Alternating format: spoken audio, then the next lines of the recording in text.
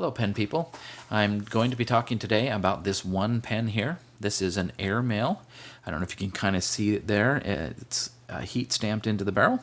This is an Airmail 69T is the model. I've had this pen for quite some time. I've had it for at least 7 or 8 years. I don't remember when I picked it up. It was sometime before 2014. And I picked it up from a company called FPR. FPR is Fountain Pen Revolution. This is their older logo. There's an F, a P, and an R there.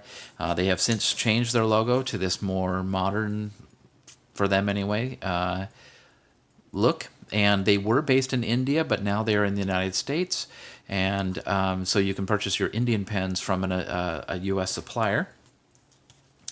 And when they started, I don't know precisely when they started, but I know they've been around for some time. When they were in India, you could buy many different Indian branded pens and some nice vintage pens from them.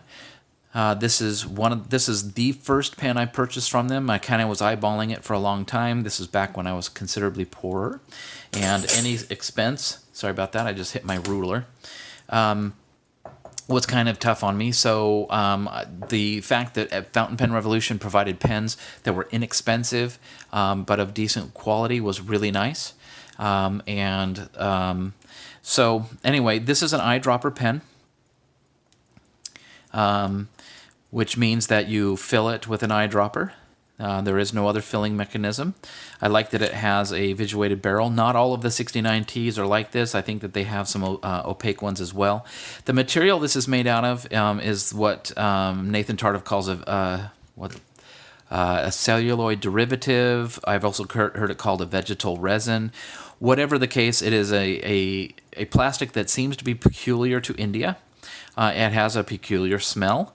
Those of you who have had Noodler's pens or other Indian pens, you know that odor that I'm talking about. It makes for a pen that has a very interesting feel. It's softer than some other plastics, but as you can see, it's quite attractive. This one has some swirled silver and darker reds running through it. It's somewhat translucent in the cap and in the section there, but then the barrel itself is clear. And anyway. So this pen is roughly 15 centimeters long, or about 5 7/8 inches, so just shy of 6 inches long. Those of you who, like me, are metrically challenged. It's about a 1.5 centimeters in girth here at the cap ring, or for those of us archaic folks, about 5/8 of an inch. As you can see, there is no metal in the barrel or this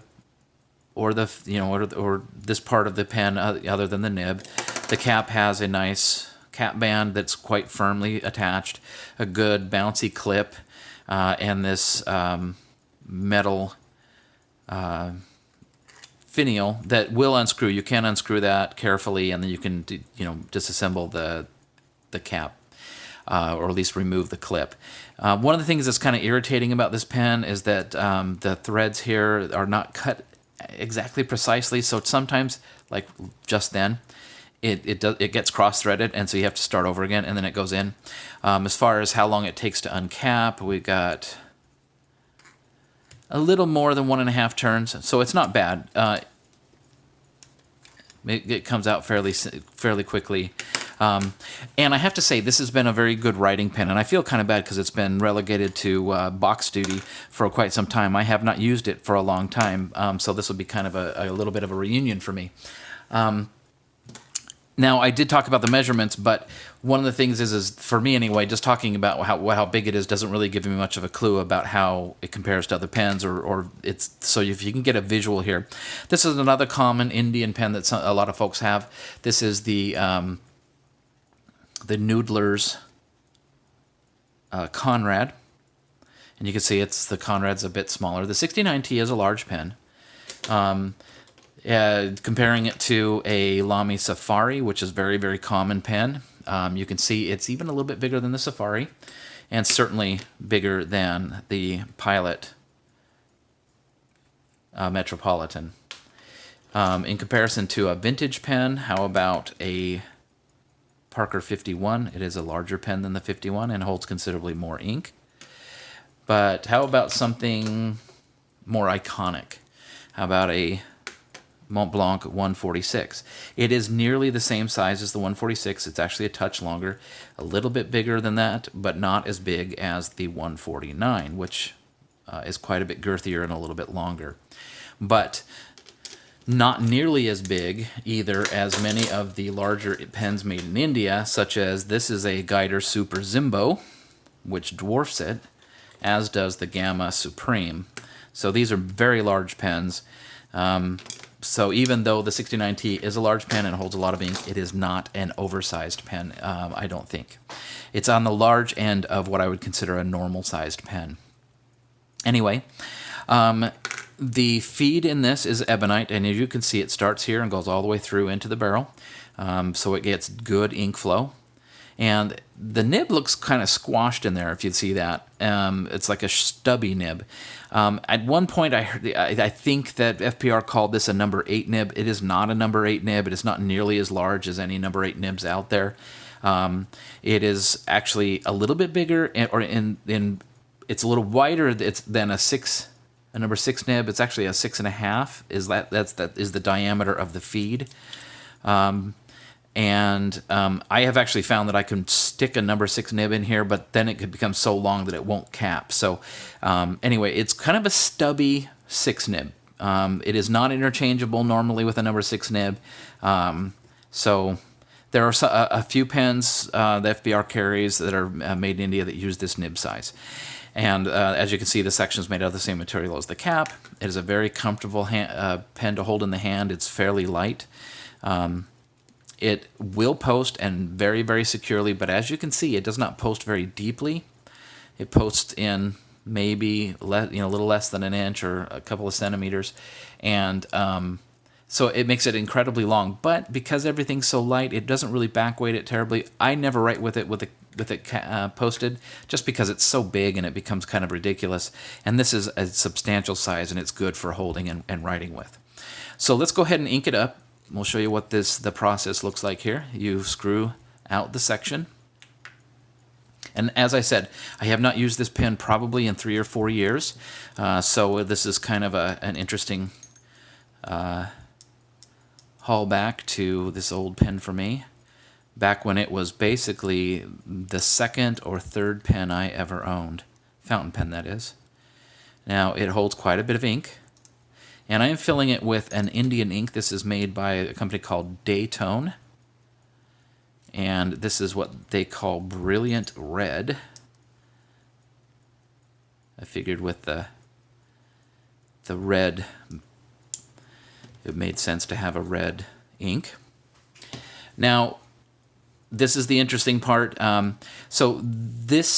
section has some silicone grease on it already, which helps seal it, and you need to do that because the threads aren't cut as precisely as they could be, so they will leak if you don't have some grease on there, I know from experience. And also, one of the things you can do, rather than just screwing this tight and then waiting for ink to wick up into the nib, you can unscrew it a couple of turns, and then I'll throw a rag under it, an old ink rag here. Turn it upside down and then screw it the last couple of turns, and what that does is it will force some ink into the feed.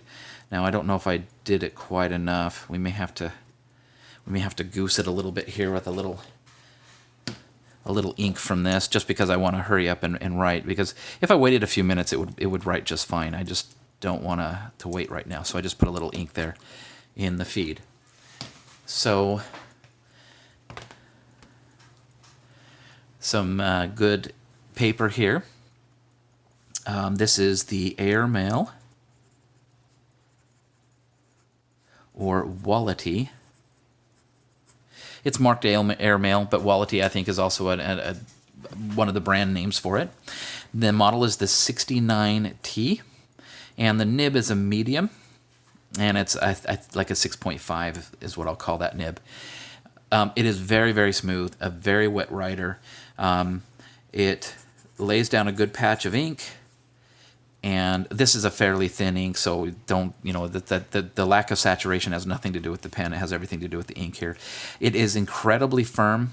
There is no line variation whatsoever. No matter how hard I push on it, it will leave a little bit more ink and it'll dent the paper more, but it will not give you any line variation.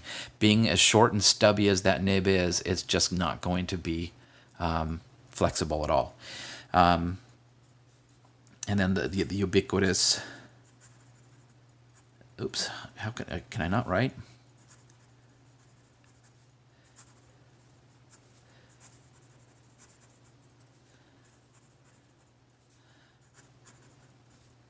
And I'm writing fairly quickly, and I'm sorry it's so messy. Anyway, it writes quite well. This is a good pen. It's one that I've enjoyed. Now, being an eyedropper, you notice that I completely filled the barrel. The reason for that is that if you leave any air gaps in here, it has the potential of when the air warms up from contact with your hand, or like as hot as it is this summer, going outside and getting it in the heat, that air will expand and it will force ink out the nib. And this is one of those pens that will burp on you, and it has on me. In fact, pretty much every time I've taken it out to show somebody, it's barfed ink all over my hand.